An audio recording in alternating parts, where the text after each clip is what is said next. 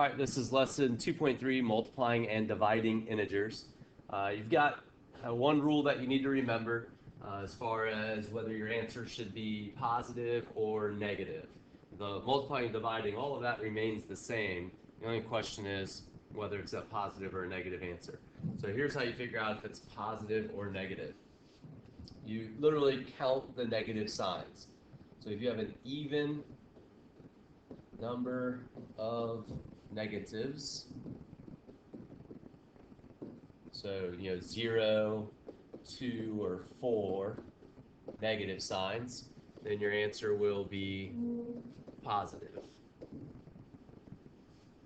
If you have an odd number of negatives,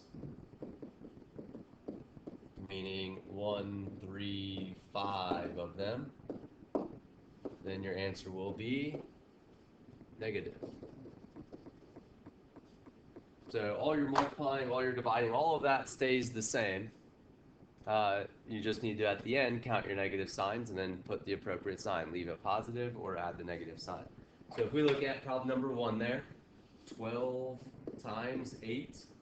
So if you want to try this in your head, mental math, you can do 10 times 8 and 2 times 8, and you would get 80 and 16, and then add those together, and you would get 96.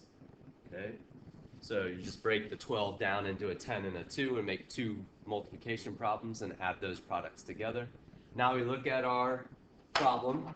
So it's a positive 12, that's a positive 12, and a negative 8. So you count your negative signs. You have one negative sign, that's an odd number, so our answer will be negative 96.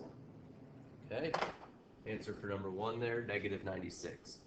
Number 2, 15 times the 7. Just ignore your negative signs for now. We'll worry about those at the end once we figure out what 15 times 7 is.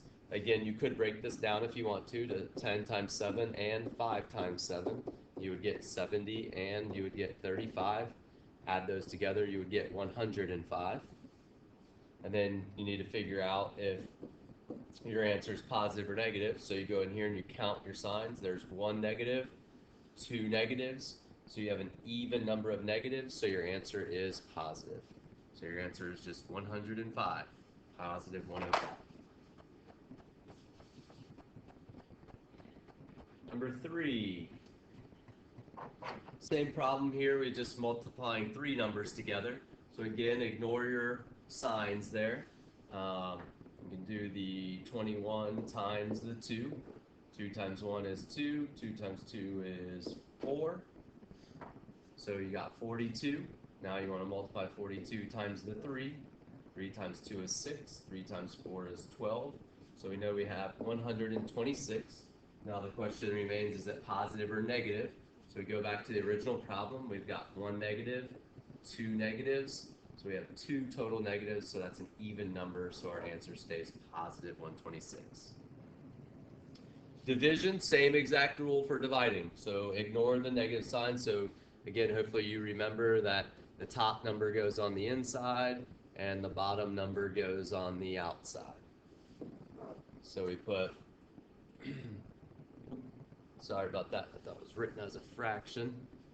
When it's written this way, it gets reversed. 11 goes on the outside and 550 goes on the inside. 11 won't go into 5, 11 will go into 55. If you need to use your calculator to type that in, do that. You would just type in 55 divided by 11 if you need to. And then 55 times 11, or 5 times 11 is 55. When we subtract, we get 0. We've got to bring that 0 down because it's in our number of 550. So we have to bring that 0 down. 11 goes into 0, 0 times. So 11, negative 550 divided by 11, we get 50. Now we need to figure out if it's negative or positive. So we count our signs. We have 1 negative, that's an odd number. So our answer is negative 50. Okay? So your homework is to do these 4 problems. So do 5, 6, 7, and 8. Write down the problem, show any of your work that's needed, and bring those to class with you tomorrow.